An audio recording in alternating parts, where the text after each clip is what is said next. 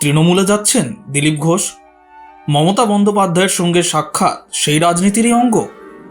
দীঘায় মমতা দিলীপ সাক্ষাৎ নিয়ে তোপ দাগলেন রাজ্য বিজেপির প্রাক্তন সভাপতি তথাগত রায়। প্রশ্ন তোলেন তার গতি প্রকৃতি নিয়ে। পাল্টা খোঁচা। অনেকে ভাবছে দিলীপ ঘোষ দল ছাড়লে পদ ফাঁকা হবে, কিন্তু দল ছেড়ে তিনি যে কোথাও যাচ্ছেন না তাও স্পষ্ট করে দিয়েছেন এদিন। দিলীপ রিঙ্কুর বিবাহিত জীবন নিয়ে খোঁচা মেরে তথাগত রায় বলেন, নতুন বিয়ে করলে অনেকেরই মাথাটা ঘুরে যায়। পাল্টা দিয়েছেন দিলীপ তার কথায়, যার গতি নেই তিনি আমার গতি প্রকৃতি নিয়ে কথা বলবে। বর্তমানে এই চর্চা নিয়ে সরগরম বঙ্গ রাজনীতি। Bureau report, angular news.